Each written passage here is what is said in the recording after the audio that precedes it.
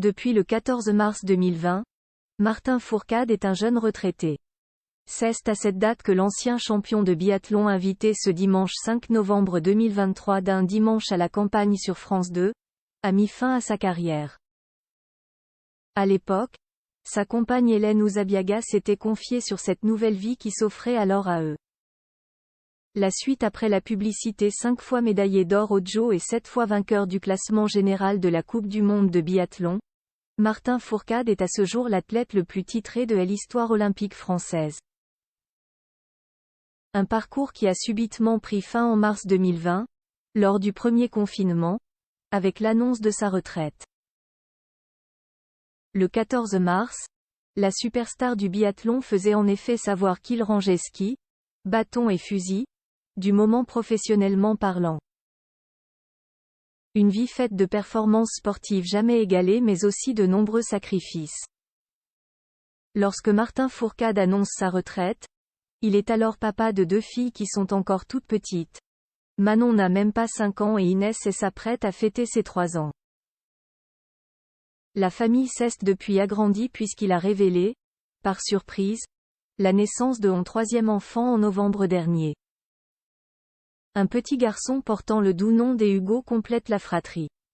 La stupéfaction de sa compagne Hélène face à son nouveau projet invité ce dimanche 5 novembre 2023 dans l'émission Un dimanche à la campagne présentée par Frédéric Lopez, aux côtés du grand réalisateur Claude Lelouch et de l'ancienne Miss France Marine L'Orphelin, Martin Fourcade est en pleine promotion de son nouveau projet, un spectacle baptisé Hors Piste dont la première est dans quelques jours et qui passera par Paris les 9 et 10 novembre au Théâtre du Rond-Point avant de sillonner la France jusqu'au mois de mars.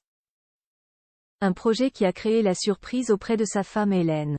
« Tu ne vas pas faire ça, quand même ?» lui a-t-elle lancé quand il lui a annoncé, comme Martin Fourcade la rapporte lui-même au Monde aujourd'hui. Martin Fourcade face à 2 beaux défis éducatifs avec ses filles Manon et Inès s'adapter à la vie de son homme. Hélène Ouzabiaga n'a cessé de le faire tout au long de sa carrière de sportive de haut niveau.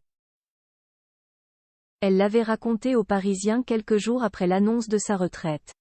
Alors que le quotidien lui avait demandé comment elle vivait le fait que le père de ses enfants soit absent plus de 200 jours par an, elle avait alors répondu : « On avait notre rythme. » L'hiver, c'était 3 semaines d'absence et 1 semaine de présence. Le printemps était plus cool mais Martin a beaucoup d'occupations en dehors du ski. Pendant toutes ces années, il avait son équipe, et moi j'avais la mienne. Dans l'équipe des Hélène, de nombreux proches qui l'ont aidé avec leurs 2 filles en l'absence de Martin. Vraiment, je remercie ma famille, celle de Martin, et mes amis de m'avoir accompagné. Je suis persuadée que si ça s'est bien passé pour nous, c'est aussi grâce à tout ce monde que j'avais autour de moi. Chaque nouvelle saison devenait cependant un peu plus compliquée pour les petites, notamment pour Manon. Elle exprimait que son papa lui manquait. Mais quand le biathlète annonce sa retraite, Hélène Ouzabiaga ne cache pas qu'elle attend maintenant beaucoup plus de la part de son homme.